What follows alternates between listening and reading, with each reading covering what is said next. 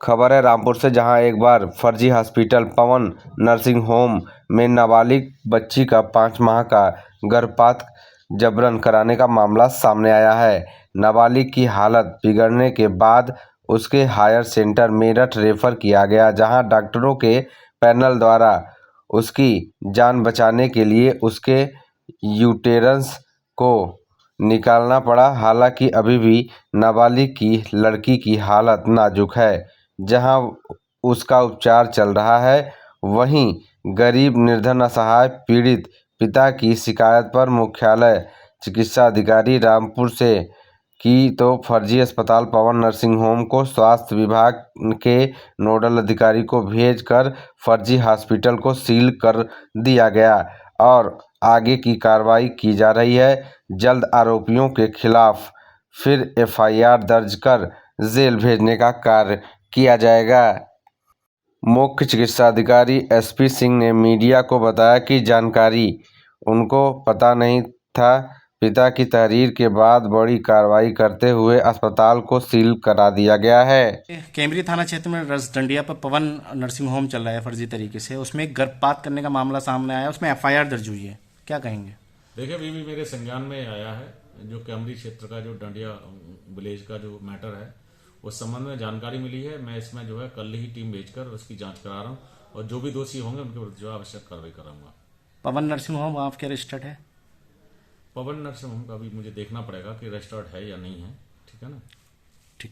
ये जो क्लाइंट है आपका, क्या मामला है इसका मामला ये है, इनकी एक बेटी थी जो नाबालिग बेटी थी। तो ये गरीब आदमी है, इनकी बेटी मजदूरी करने जाती थी, ये भी मजदूरी करते हैं। तो ये गंगा शरण नाम का इनके गांव का ही एक व्यक्ति है, उसके यहाँ मजदूरी करने जाती थी। तो वहाँ वो ये अपने खेत पे ले जाता था। तो जो खेत मालिक था जिसकी वो बटाई करता था, वो जुल्फ़िकार नाम का था। तो उसने उस लड़की से मामला बंद कर लिया, अपने जैसे भी किया, उसके साथ ज़बरदस्ती उठाकर बाग में ले गया, उसके साथ ज़बरदस्ती बलात्कार किया उसने। और बलात्कार करने के बाद में उसकी वीडियो बना ली, और उसकी वीडियो बनाने के बाद में ब्लैकमेल करते रहे। ये कई लोग थे इसमें, ये जुल्फ़िकार था, गंगा शरण था, और ये सनी था, आकाश था। ये चारों लोग उसके साथ आए दिन बलात्कार करते रहे। और जब वो 5 महीने की गर्भवती हो गई, जब इन्हें पता चला ये 5 महीने की गर्भवती है, तो ये उसका गर्भपात कराने के लिए पवन नर्सिंग होम ले गए राजडंडिया। और वहाँ पवन नर्सिंग होम में इन्होंने उसका गर्भपात कराया। और जब उसकी हालत ज़्यादा ख़राब हो गई तो ये छोड़कर भाग गए उसको। जब ये छोड़कर भाग गए तो किसी तरह से इन्हें किसी ने बताया कि तुम्हारी बेटी ऐसे ऐसे ही अस्पताल में भर्ती है और तुम आ जाओ। जब ये गए तो उसकी हालत बहुत नाजुक थी। तो ये उस लड़की को अपनी लेकर जिला अस्पताल रामपुर आए। जिला अस्पताल रामपुर में उसकी स्थिति ज़्यादा ख़राब तो हो गई, तो इसे मुरादाबाद रेफ़र कर दिया। जब मुरादाबाद गए तो मुरादाबाद वालों ने भी इसे जो था वहाँ से रेफ़र कर दिया। फिर मेरठ में जाकर उसका इलाज हुआ। तो जब मेरठ में इलाज हुआ तो मेरठ में उसकी जो थी बच्चेदानी बहुत बुरी तरह से कट फट गई थी। तो मजबूरी में डॉक्टरों ने जान बचाने के लिए उसकी यूट्रस को निकाल दिया। अब तक उसका इलाज चला। यहाँ पर इन्होंने एफआईआर लिखाई, मुकदमा अपराध संख्या 214/2024 लिखाई गई है, ये 29/11 को। और उसके बाद में किसी की कोई गिरफ्तारी नहीं हुई।